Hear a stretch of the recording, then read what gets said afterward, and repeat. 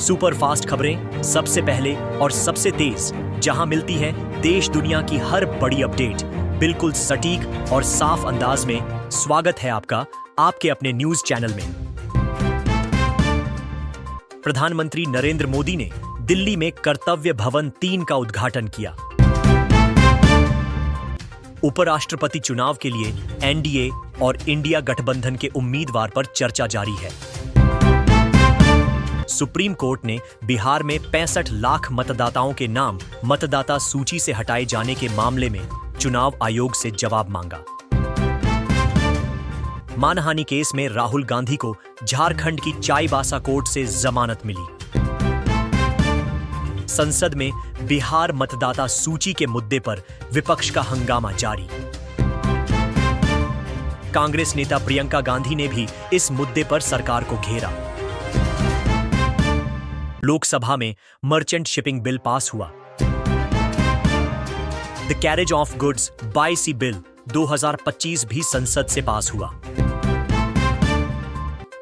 आधार face authentication से प्रतियोगी परीक्षाओं में पारदर्शिता बढ़ने की बात कही गई।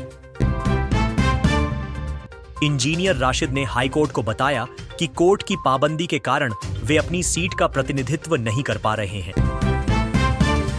चेन्नई में कांग्रेस सांसद की चेन छीनने के मामले में एक व्यक्ति गिरफ्तार। राज्यों से जुड़ी महत्वपूर्ण खबरें। उत्तराखंड में तबाही।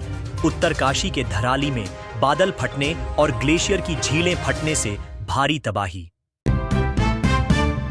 उत्तराखंड में राहत और बचाव कार्य जारी। सीएम धामी मौके पर नजर रखे हुए हैं। अब तक 190 से ज्यादा लोगों को सुरक्षित निकाला गया, लेकिन 11 से ज्यादा सेना के जवान लापता हैं। बिहार में बाढ़। पटना के कई इलाकों में बाढ़ का पानी भर गया, लोग परेशान।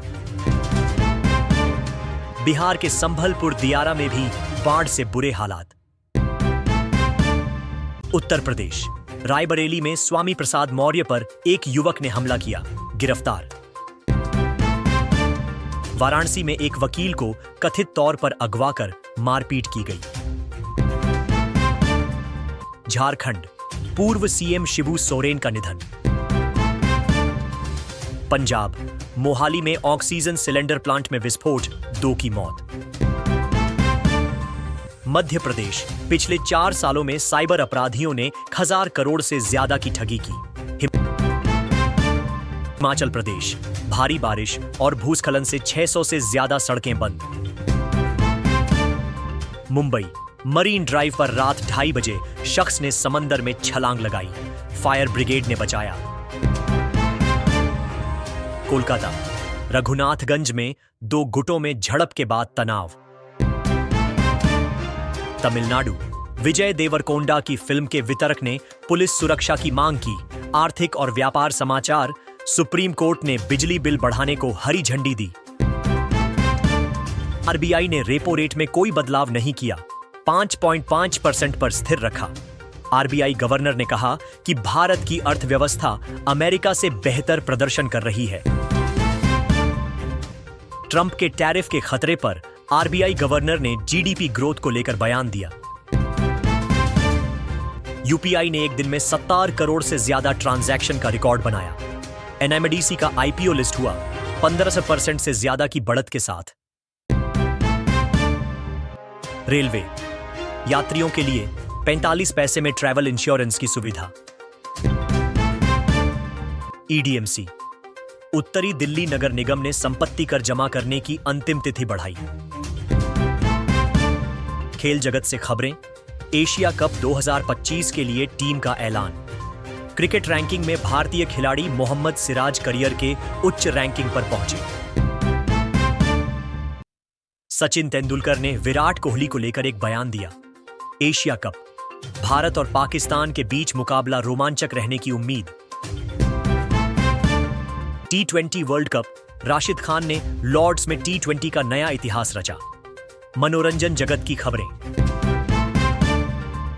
सुपरस्टार रजनीकांत की 25वीं सालगिरह मनाई गई। Vijay Deverakonda online betting app मामले में ईडी के सामने पेश हुए। दीपिका पादुकोण की एक रील इंस्टाग्राम पर सबसे ज्यादा देखी जाने वाली रील बन गई।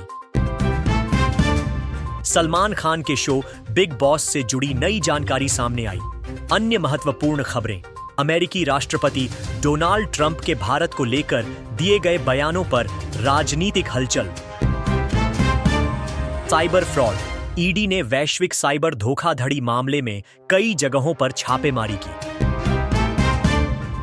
हवाई अड्डों पर आतंकी हमले का खतरा, सुरक्षा बढ़ाने के निर्देश। हिरोशिमा दिवस, 80 साल बाद भी इस घटना की चर्चा।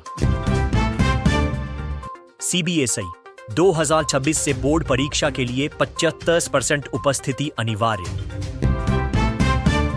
दिल्ली हाई कोर्ट, एक प्राइवेट स्कूल को ऑटिस्टिक लड़की को फिर से दाखिला देने के लिए कहा।